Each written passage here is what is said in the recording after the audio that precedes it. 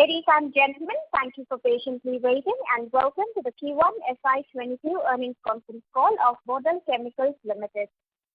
The call will start in the next few minutes. We would request all participants to stay connected. Ladies and gentlemen, we're connected to the earnings conference call of Bodal Chemicals Limited. Please stay connected. The call will start shortly. Thank you.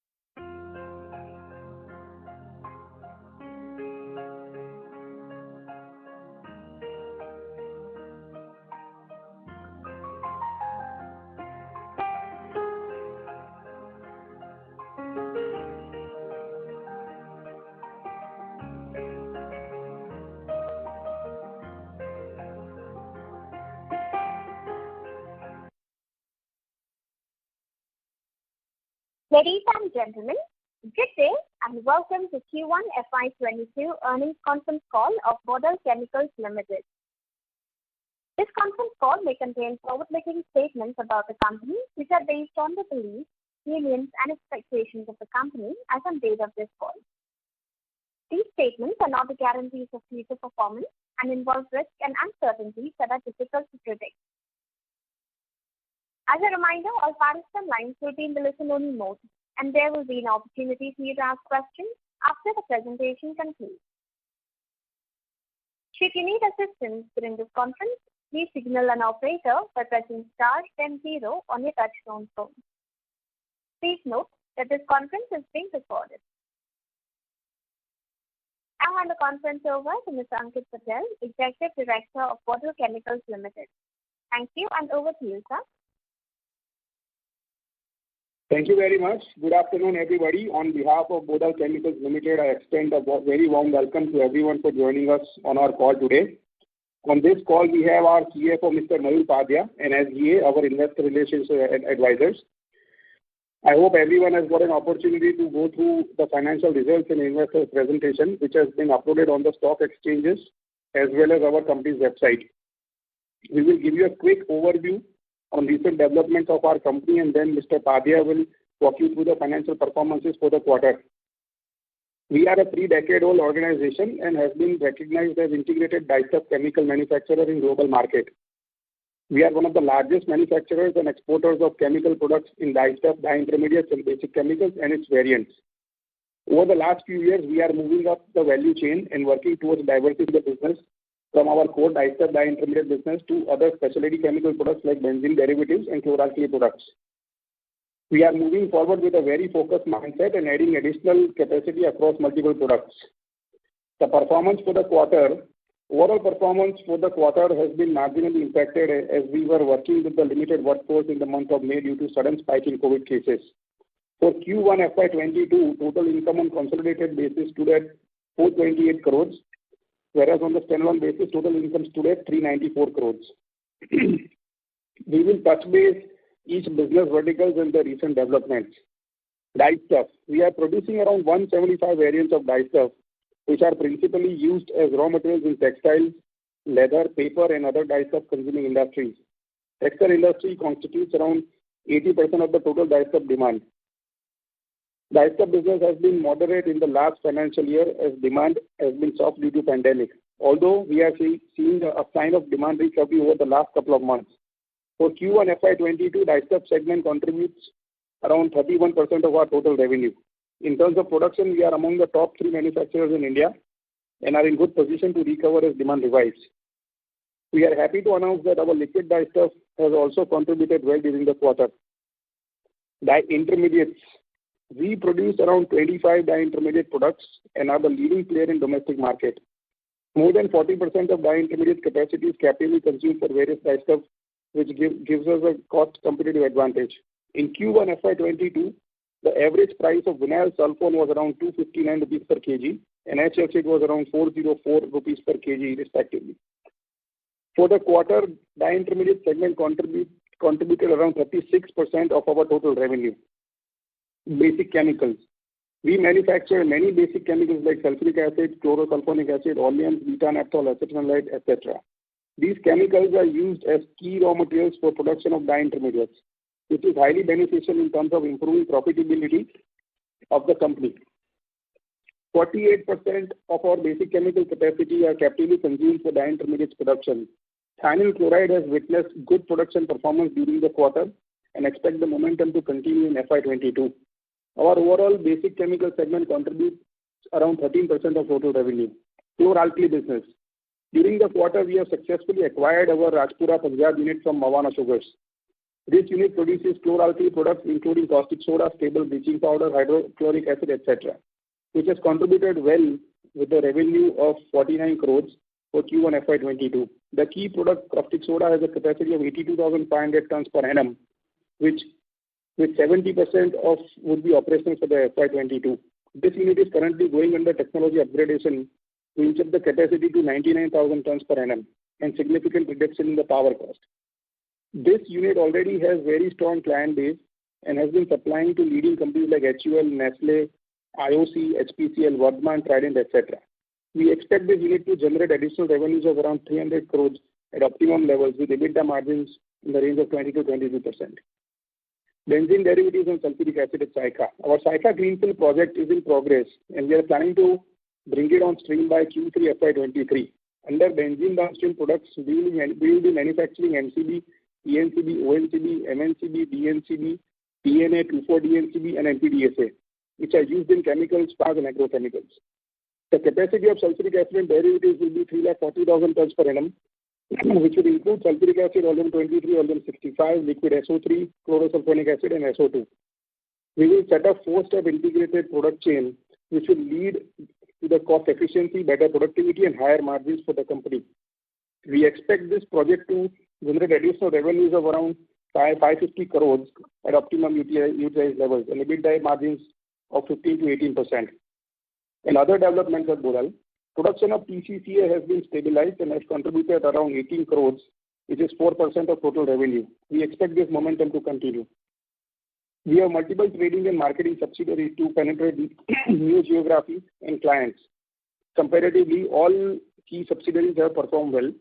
Our Turkey subsidiary, Senar Boya sales has improved meaningfully. However, the foreign exchange loss has impacted the profitability due to the depreciation of lira against US dollar. On business front, we expect monthly dispatches to improve further going ahead at Senar Boya, Turkey. Bodal China has performed well and has turned profitable. We expect all our subsidiaries to perform well and turn profitable in coming quarters. In a medium to long-term view, these subsidiaries will penetrate the respective regions and bring meaningful business to our company. We have implanted the roots of new chemistry, new clients, new geography, diversification, investing in integration to create long-term sustainable growth. New chemistries will add annual revenues of around 800 crores with better margin as compared to our existing business. Additionally, these businesses are more stable and will bring sustainable growth to our company. Thank you, and now I hand over the call to Mr. Mayur Padia to walk you through the financial performance.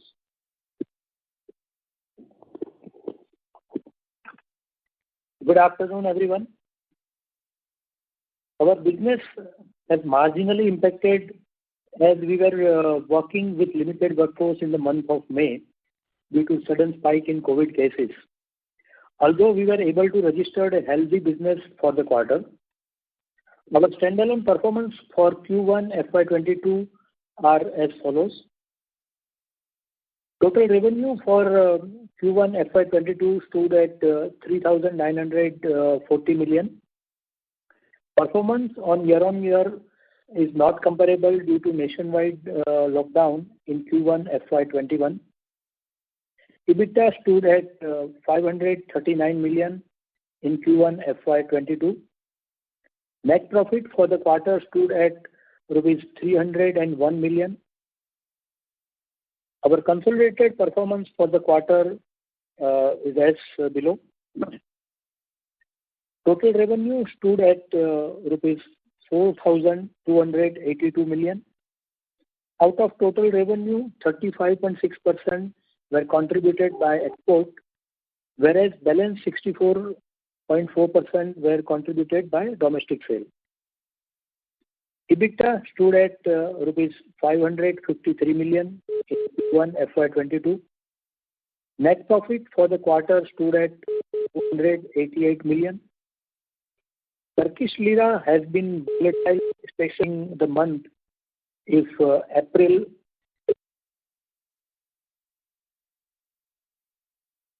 Ladies and gentlemen, we lost the line of the management. We would request you to please continue to hold while we join them back. Thank you.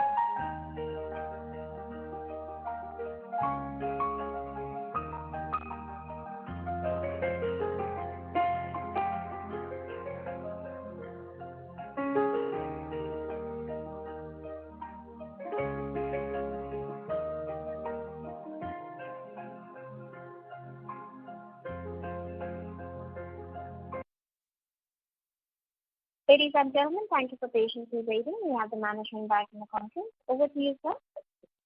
Yeah. So I was discussing consolidated performance for the quarter, and I was mentioning EBITDA stood at 553 million in Q1 FY22. Net profit for the quarter was 288 million.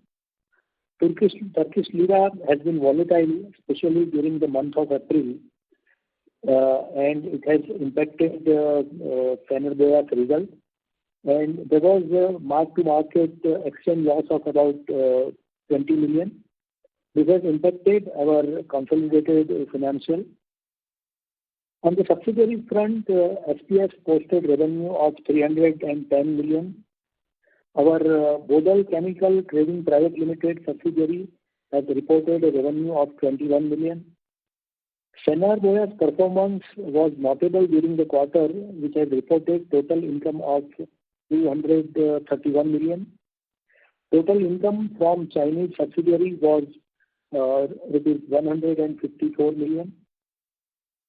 Segment-wise revenue on consolidated basis, Bastef revenue stood at rupees 1,311 million. Dye Intermediates revenue stood at rupees 1,522 million. Basic Chemicals revenue stood at rupees 533 million. Pure Alkali Division's revenue stood at rupees 497 million. TCCA revenue stood at 181 million. Total production volume on standalone basis for Q1, Bastef reported 3,836 metric ton. Intermediate reported 6,070 metric ton. Basic Chemical stood at 57,412 metric ton. Pure Alkali stood at 18,928 metric ton. And TCCA stood at 710 metric ton for the quarter. With this, I conclude the presentation and open the floor for further discussion, particularly question and answers. Thank you very much. We will now begin the question and answer session. Anyone who wishes to ask a question may press star and 1 on the touchtone telephone. If you wish to remove yourself from the question queue, you may press star and 2. Participants are requested to use handsets while asking a question. Anyone who would like to ask a question, please press star and one at this time. Ladies and gentlemen, we will wait for a moment while the question queue assembles.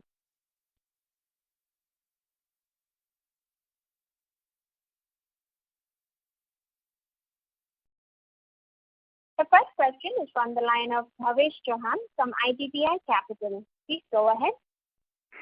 Sir, I have two questions.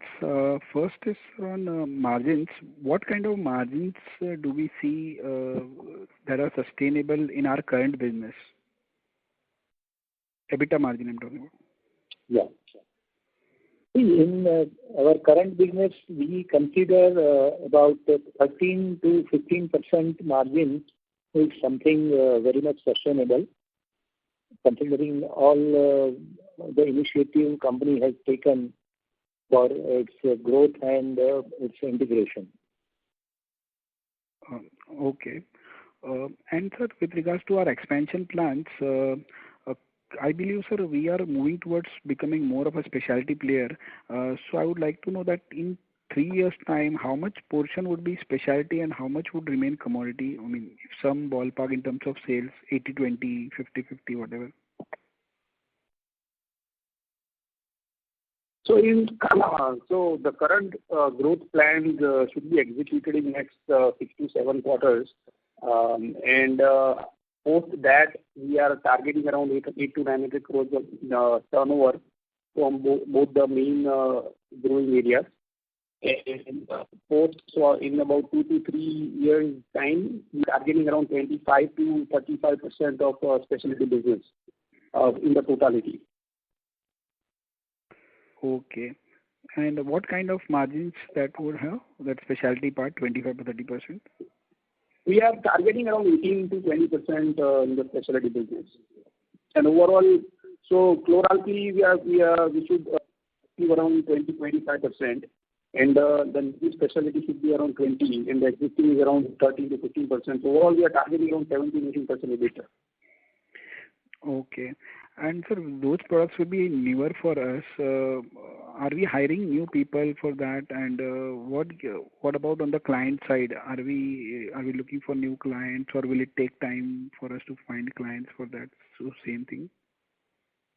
We are definitely hiring the best available talent, in India for our benzene project, and also sulfuric acid is something that is an existing business for us. So we already have some of the best talent of the country, but the benzene part is something new. So we are definitely hiring whatever is available in the market. But we already have good consultants and good people on board for the same. Also for chloralkali, I have ex-GACL people, who are guiding us, and other team members who have a vast experience in the chloralkali space. Also, for overall strategy of the company, we definitely are going into a stronger, project teams, because the growth will continue. And with the also for the commercial part, we are planning to start the commercial activities of our upcoming new products within a couple of quarters. So when the commercialization of the project happens, we will have ready customers and ready experience of purchase and sales. Also, our basic chemicals, we have been an active basic chemicals player since more than 10 years now, and we already cater to agrochemicals and pharma and other chemical sectors in 10 years. So we do have, I would say, at least 60-70% customers will come from our existing list, but the remaining 20-30-40% customers will develop over a period of time. Okay, sir. That's helpful, sir. Thank you and all the best.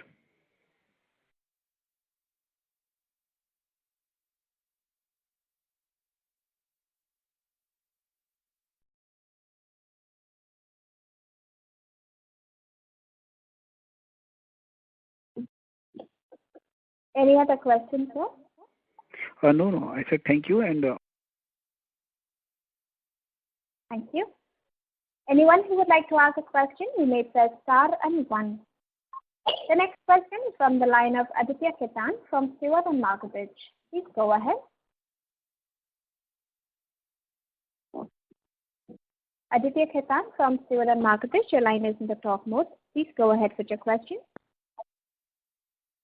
Hello, am I audible? Yes, you're audible now. Okay. Yeah, thank you for the opportunity, sir. Just a couple of questions from my side. Sir, first, if you can provide the volume number breakup of exports and domestic for this quarter and for financial year FY21.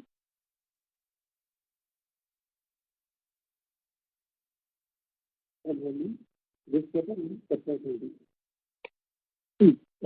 as far as sales data, we are not disclosing it. Whatever data we disclose is a production number. So, as we have discussed earlier, out of total revenue, 36% is from export and balance is from local. This much we can share with you. Volume data for domestic as well as local, we are not sharing. Okay. So on the export side, so our major revenues are towards the Asia and Europe. That is almost 80% of the export sale. So are you looking to further increase presence towards the other emerging and the advanced economies globally, or what is the strategy we are working for exports? So we already have presence in South America and North America. Our TCCA is mainly being exported to North America, and we are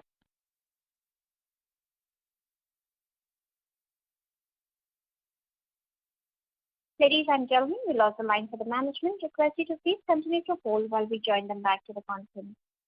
Ladies and gentlemen, please continue to hold while we join the management back to the conference.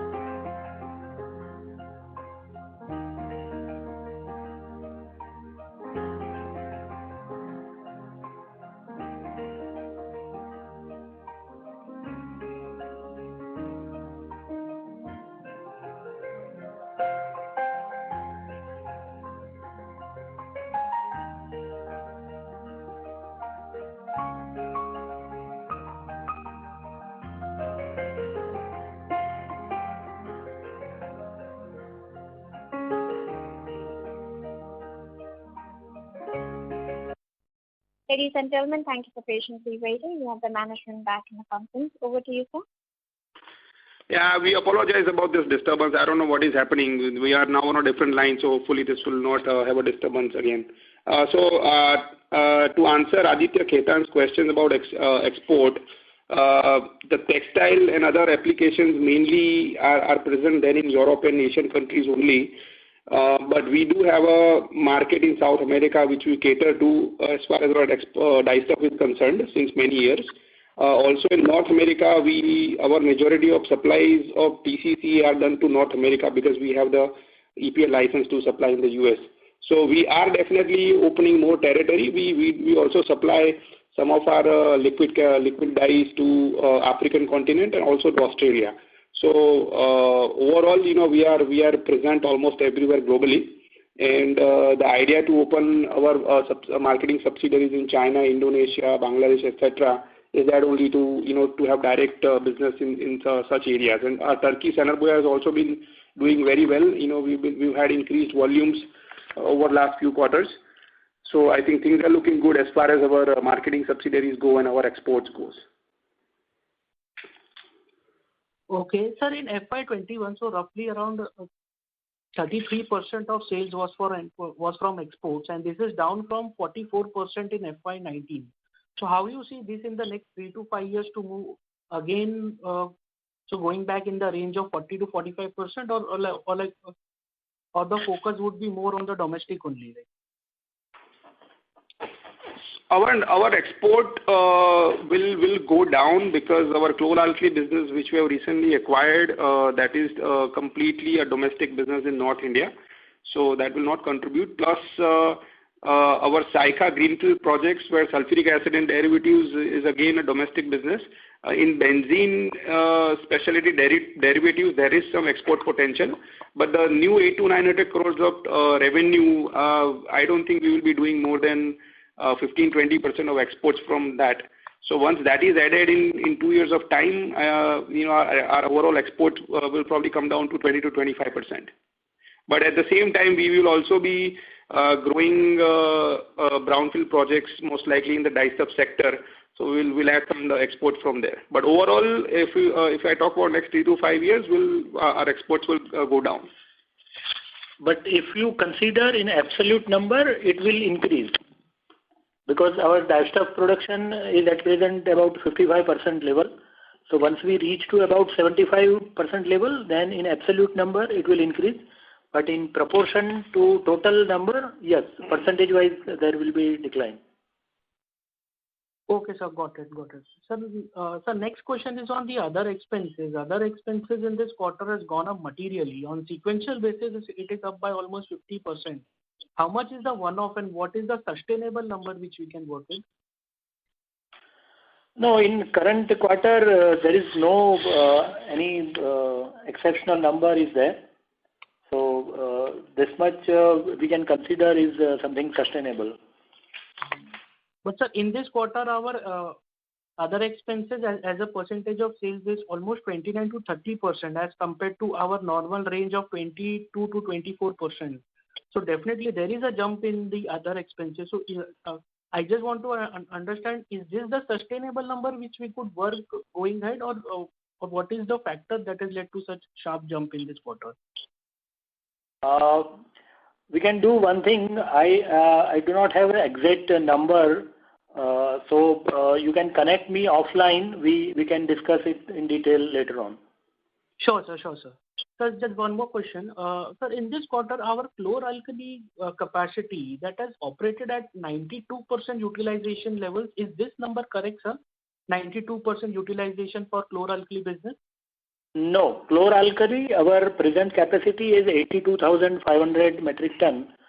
And there are a couple of other products for which we do have a capacity, like stable bleaching powder, as well as sodium hypo and HCl. But if we consider it as a chlor-alkali business, then our capacity utilization was around 70%. And it will remain around this level till we conclude this modernization of the project. So coming about 6 quarter or 5 quarter, it will remain around 70% only. Okay, so the capacity of chlor-alkali is 82,500, correct, sir? Yes, 82,500 metric ton per annum. Okay, so just a number which I would like to share is 82,500 metric ton. If we divide it by the 4 for this quarter, and the volume numbers you have given, it is 18,928 tons per tons. So if we divide that, we get a number of 92% rate, sir. Like 70% number, how have you arrived at? If you can share that. No, so that capacity is usually considered from the caustic production, and the number that we have given includes some of the other products also being produced in that complex. So that 82,500 is our caustic soda production capacity. And there is another product called stable bleaching powder, which you produce there. That is not considered in the capacity of 82,500, but it is considered there in the production volumes. Okay. So what would be the auxiliary capacity, sir? Production we had is approximately around 14 to 15,000 tons. 14 to 15,000 tons. Okay. This quarter, and, yes. And the revenue contribution from chlor-alkali in this quarter was 49 crores. So how much would be the contribution to EBITDA impact?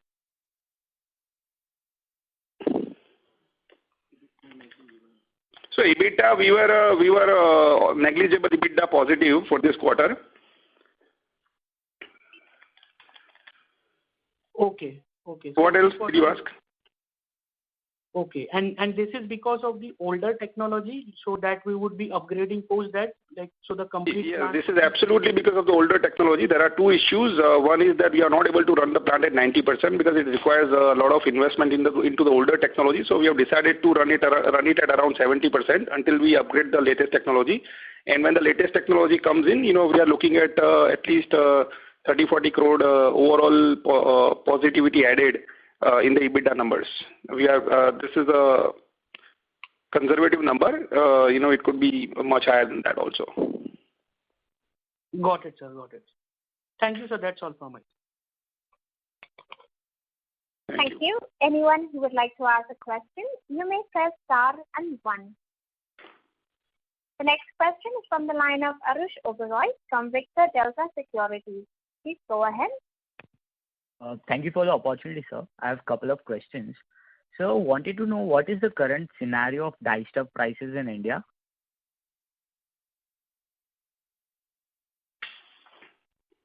So the current scenario overall is quite stable. Since the second wave, slowed down or concluded, things have been getting back on track. So I would say overall situation in the dye stuff demand and the production levels are quite normal at the moment. Okay, and the second part, how is the current market of vinyl sulfone and H-acid, and what kind of current prices trend there currently? Do you see any demand supply gap from this?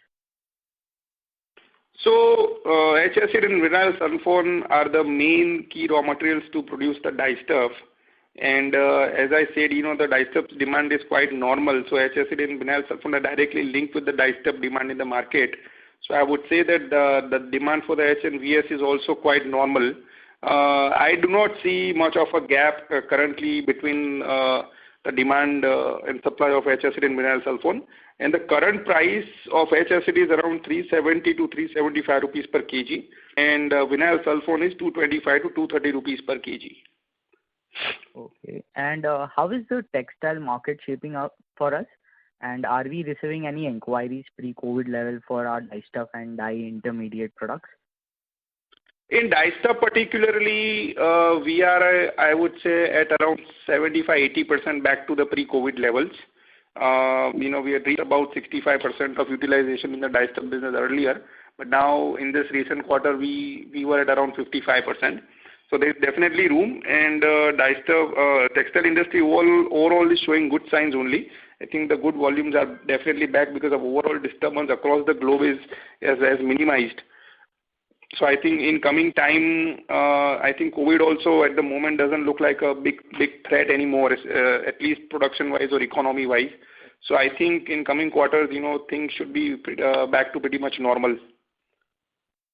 Okay, sir, that was helpful, and that is from my side. Thank you. The next question is from the line of Sanjana Rathi from SK Securities. Please go ahead. Hi, thank you so much for the opportunity, sir. So I had a couple of questions. So could you just throw some light on the benzene derivatives with respect to the client profile? Can you repeat the question, please? Yeah. So could you just throw some light on the benzene derivative segment on the basis of client profile? Yeah, so for client profile, okay. So what we are doing in benzene derivatives is we are going in with a 4-step integration from phase 1 only. We are not going to produce 1 or 2 key products. We are going to produce 6 products, and which will be 4-step integration. So, also, we are setting up a sulfuric acid complex in that same complex, where the waste heat, which is going to generate power and steam, will be completely utilized by all the benzene products. So this integration is very important, which will have a value of more than 20-30 crore rupees per annum. Plus, there's a hazardous byproduct which is generated in benzene, one of the benzene plants, which will be completely used by one of the sulfuric acid derivatives. Also, there is some integration between sulfuric acid products and benzene products that we are doing. So there are multiple synergies and integration between both the projects and within the benzene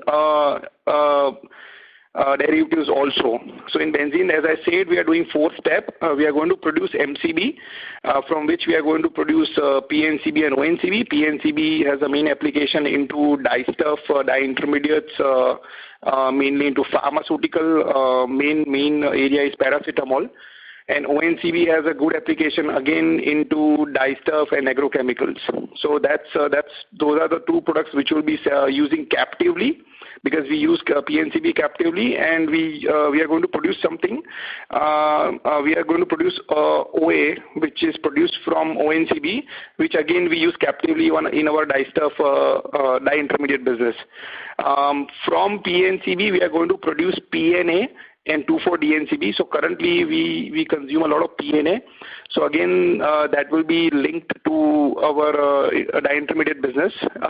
From PNCB, we are going to produce 2,4-DNCB, which is again one of the key raw materials which Atul Limited uses and a couple of other large companies use. So that will go into a specialized dye stuff segment called sulfur black. Also, we are going to produce MPDSA from 2,4-DNCB. So MPDSA is one of the key raw materials which you don't produce at the moment. It is a dye intermediate. So we are basically integrating sulfuric acid complex and benzene and derivatives within the complex. Also, we are integrating all the products produced in the benzene derivatives to our dye stuff and dye intermediate business model. So there are a lot of synergies that are going to happen internally in Saykha and also with our existing dye stuff business. Okay, that was quite an extensive, sir. So could you just highlight if we are in touch with a few clients for all these products and segmentations? And so how big is the market size in India, and how much of it is done through imports per se? So 2,4-DNCB, there are 2 large players, and both are our existing buyers, Atul Limited, and there is another company. For PNCR, we are going to use it captively, plus around 50-60% we are going to sell in the market, which is a net import product. So for PNCB, the paracetamol players are, some of them are already our buyers, and we already know a majority of the buyers, the large buyers. So selling that is not going to be an issue. ONCB does go into some of the agrochemicals which are already our clients from our basic chemical segment. MCB, we are not going to sell anything in the market. MCB, we are going to captively use the entire production. MPDSA again is a dye intermediate. So us being the largest dye intermediate player, it's all the same client base of dye stuff players across India for us. So it is going to be part of our same sales strategy of dye intermediates. And PNA again we'll be using captively, and PNA again goes into dye stuff manufacturing, dye intermediate manufacturing. So we'll have the same buyers, which have been catering since many years. And sulfuric acid, we already have a 500 tons per day plant in Baroda since more than 10 years. So it'll just be an extension of the similar buyers and similar products.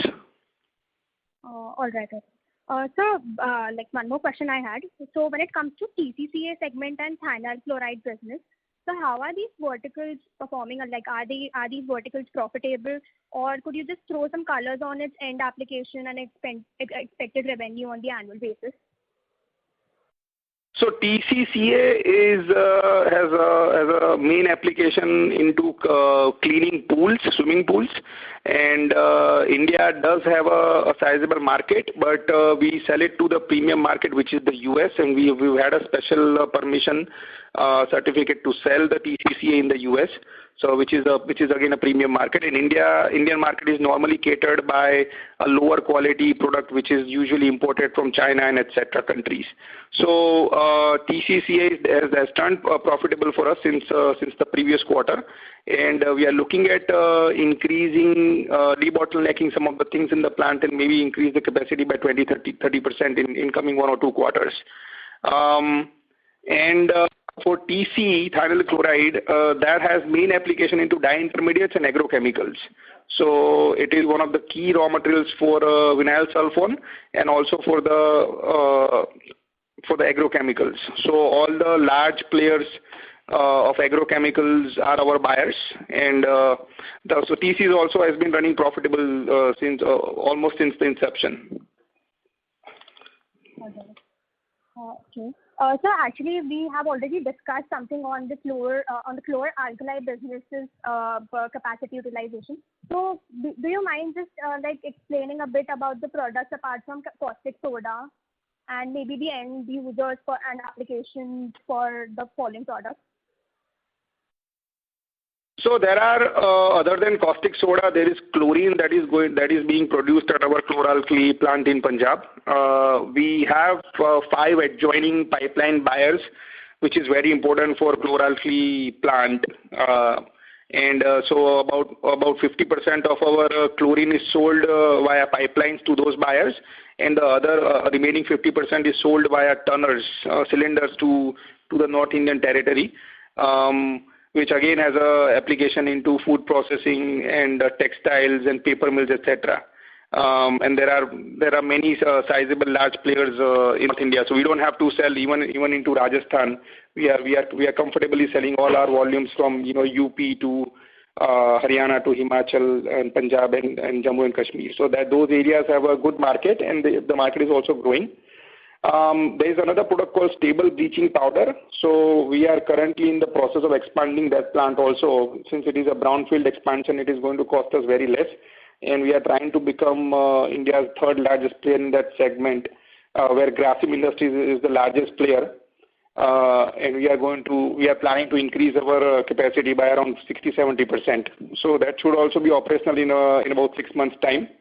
And other than this, hydrogen is being produced there, and again we have a buyer which is adjoining the complex and which buys via pipeline. So that again is a strong point for that complex. And other than that, there are a couple of small products like sodium hypo and sulfuric acid. So those are very small in terms of volume and price. All right. So that was quite extensive. That's all from my side. Thank you so much. Thank you. Thank you. Anyone who would like to ask a question, you may press star and 1. The next question is from the line of Saket Kapoor from Kapoor and Company. Please go ahead. Namaskar, sir, and thank you for the opportunity. Sir, first point is regarding the employee cost, sir. Anything one-off, sir, for this quarter, or why have we seen this? How will you explain this increase, sir, for this quarter? The increase in this quarter is mainly because of induction of chlor-alkali business in this. So Punjab complex was not there earlier, and in this quarter only this has got inducted in the company's business. So increase is mainly because of this addition of this new unit. So now we can look for this as an annualized figure, this quarter number for employee cost. Correct. This figure as well as some increment would be there. So and some project employee induction will be there. So there can be some improvement from this figure, some increase in this figure. Right. Sir, regarding the modernization of the caustic unit, sir, which technology is there currently, and which one are we migrating to, and what is that amount that will be spent and the commercialization period? So the existing technology is owned by INEOS, which is a British company, the largest one of the largest chemical companies in the world. But being it an old technology, it consumes a lot of power. So we have no choice but to upgrade, so we can be competitive, and it can bring savings of more than 30-40 crores annually. There are 2 technologies which are active in India. One is German, which is owned by Thyssen Group, which is a Fortune 500 company, and the second is AKCC, Asahi Kasei Corporation, that is based in Japan, which is again a multi-billion-dollar organization. So we have opted for AKCC, which is Japanese, which is installed at companies like DCM, Shriram, and Meghmani, and some of the Grasim and some of the other plants. So we have opted with Japanese. We've confirmed them. We've already paid them, and it's in the process. We are targeting to complete the modernization by next September or October. And at the same time, so the cost of just the technology part is around 45 to 50 crores. But at the same time, we are increasing the capacity of the plant also, and we are also upgrading a lot of the things in the plant which can help us, utilize the capacity more. So overall, we are spending around 120 crores, which will the spending and the execution should be done by next October, and which will bring in around revenues of around 300 crores, and we are targeting around 20-22% EBITDA. And the capacity will be enhanced to what level, sir? What is the current capacity, and what are we envisaging? Current capacity was 82,500 tons per annum. We are increasing it up to 99,000 tons per annum. And we are also increasing the capacity in our other plants, so stable bleaching powder. There also we are increasing the capacity. Okay, sir. And this is the membrane cell technology. That is relevant now. Yes. So I think all the technologies across the world now is in membrane cell, because the other were not environment friendly, and they have all been out of the market.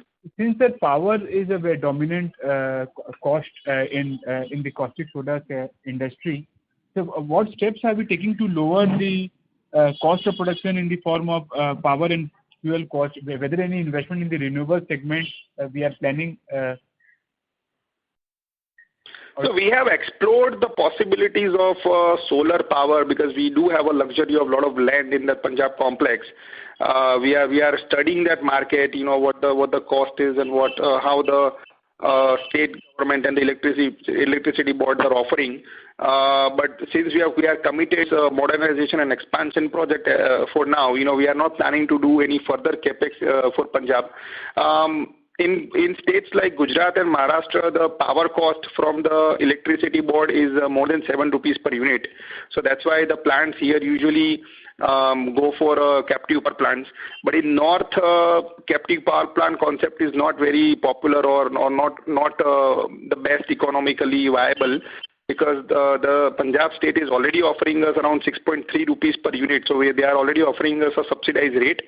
And also to set up a thermal power plant, the majority of the good quality coal has to be supplied from Gujarat ports, which is imported coal. So it will definitely have a higher power production cost than Gujarat plants. So it's not the most economically viable, but we are still exploring some of the other options. There are some bio-waste based power plants in Punjab which are very common there. So we are exploring those options, but we are not planning to do anything about power plant or anything until we are done with the upgradation. Right. So it could come in the second phase next year. Okay. And lastly, sir, in the caustic soda price trend, have we seen substantial improvement over what the March quarter was, and we exited the June quarter at higher ECU? So caustic soda price has definitely increased a lot. March quarter price was probably around 20,000 to 23,000 rupees per ton. In June quarter, it was definitely higher by 3-4 rupees. Currently, the prices have even further gone up by 3-4 more rupees, so around 30 rupees per kg is there. But again, so chlorine and caustic have this combination, and chlorine prices, which were at a time were around 8 rupees, 7 rupees per kg, has come down to now 2-3 rupees per kg. So, but still the ECU realization compared to March quarter is definitely better. Compared to June quarter, the existing ECU is also slightly better. There are a couple of plants in the US. One plant has shut down, Olin Corporation, which is the largest chlor-alkali player in North America. They have a plan to stop some of their old plants. So one plant has already stopped. I think they are planning to stop a couple of more plants in coming time. So I think that has affected the overall caustic international demand. and so that is actually is good for the Indian, especially Gujarat players at the moment. And Gujarat players are exporting caustic already since last about a month in large quantities. Okay, sir. And what is the capacity that has come under shutdown, sir? And the total market which it caters, the USA unit, sir? I'm not sure about the exact number, but I think it was a very old plant, so it could be in the range of around 50 to 80,000 tons per annum. So it was a small plant, but they are planning a couple of more shutdowns.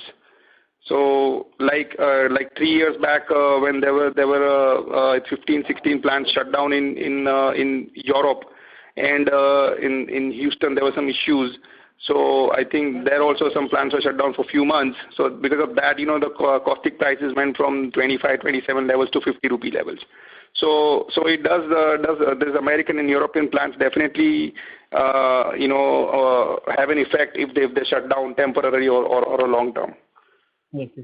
And my last question is, sir, what is the import number, sir, for caustic soda for the first quarter of this fiscal year for the country? Any understanding, sir, if it on a comparative basis, was March versus June, what was the import? No, it is usually, so Gujarat, there are hardly any imports, only some, usually there's some Middle East material that comes in, but it is not a regular trend. Because Gujarat itself having all these production capacities now, and Gujarat definitely has a lot of pressure because few new expansions have come up, and there are a couple of still large plants due to start this year. So I think scenario in Gujarat is going to be a little pressurized, and there are some imports that take place in Maharashtra regularly because there are hardly any plants in Maharashtra. But Gujarat, there are no regular imports. So us being a buyer in Gujarat, we buy large quantities of caustic, but we hardly buy. So there is hardly any material available here in Gujarat. But integrally, how does this caustic soda fit in our supply? And I was talking about country as a whole. Since I think so for the requirement of the country, there is still substantial import of caustic soda that happens annually. I was looking for the entire country number if you could give. And how does this caustic soda part fits in our story, sir? Or is it a complete diversification to our set of chemicals? So it does have a slight integration. Our H-acid plant in the subsidiaries SPS processors that uses caustic soda. Also, we are about to start our vinyl sulfone plant there in 1 or 2 months' time. So that also again uses a lot of caustic soda. So it is around 300 kilometers from our Punjab plant to that intermediate plant in UP. So that is the one integration that's going to take place. It definitely was a diversification plan for us because the unit was available at a very attractive price. It needed a lot of effort to turn around and a large investment also. So we were prepared for everything. We are already seeing the turnaround effort other than the investment to upgrade the technology. So we are very confident that other than the technology, we will be able to turn around, the overall low production of the plant and some of the old, machineries and technology. And so we should be able to, we are also making a lot of changes in the commercial front in purchase and sales also. So it was a plus, it comes in with 60-70 acres of spare land. We can definitely integrate this unit further. It's already integrated into 2-3 products. We have an option to increase the capacity, which is always good idea for chlor-alkali to bring down the overhead cost. Or we can definitely, there are a lot of products which are integrated within the chlor-alkali space are supplied from Gujarat to North India on a regular basis. So we can also consider to set up those projects in North India. So we do have a lot of options, but currently, as I said, we are committed to this upgradation and expansion. So once we are done, and whenever it is the best time financially for us, we do have the land and all the required permissions from the environment front also are available there. So in a long term, what I can say is, we can have one growth area which can come from Punjab, which has a lot of spare land and a good chemical manufacturing environment over there, and also a steady increase in the demand.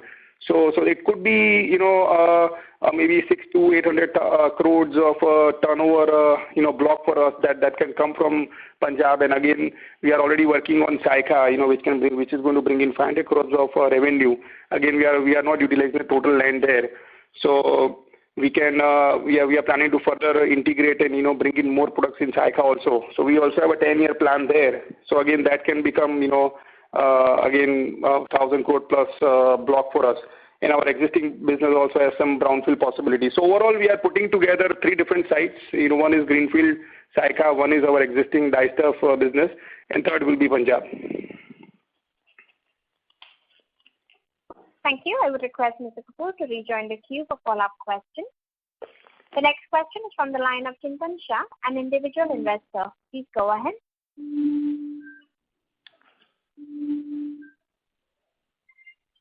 Chintan Shah, your line has been unmuted. You may go ahead with your question. We would request you to kindly unmute yourself from your mobile and go ahead with the question. Due to no response, we'll move to the next question, which is from the line of Aditya Khetan from Stewart and Marketage. Please go ahead. Thank you, sir, for the follow-up. Sir, you had said to an earlier participant regarding the stable bleaching powder capacity augmentation by 60-70%. So is that plan included in the current presentation what we have shared of 270 crore caustic soda? So is that plan there in the presentation of augmentation of this of stable bleaching powder?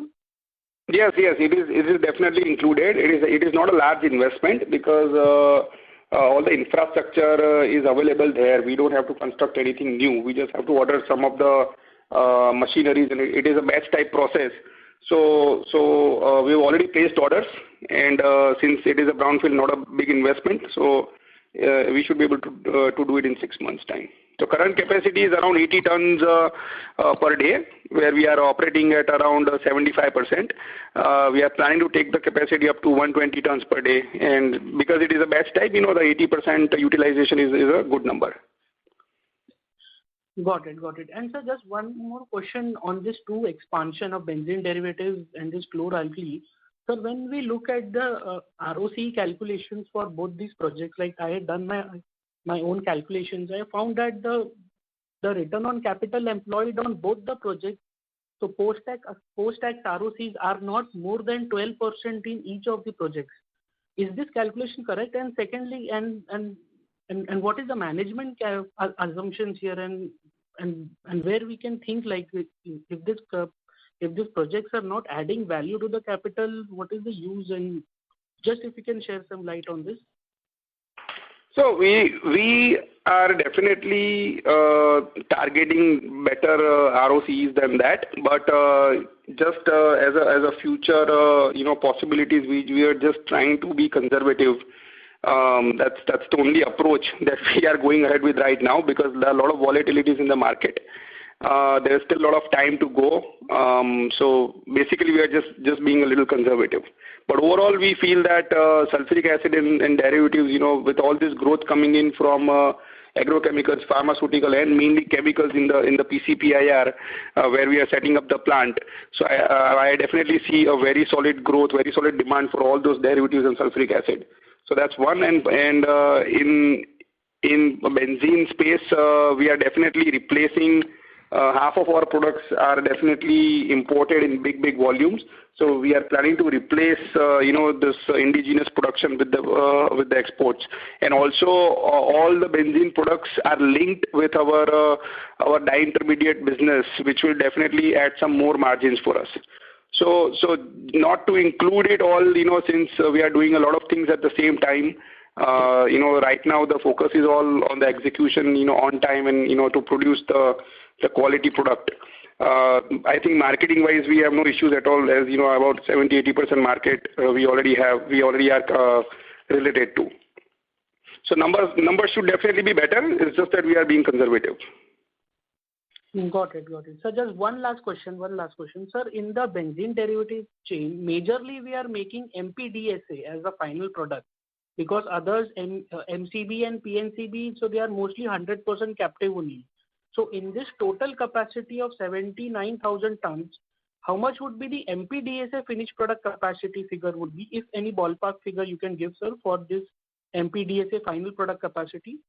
So MPDS is not the final product. It is the last product being produced. But so MCB is the only product we are going to use captively 100%.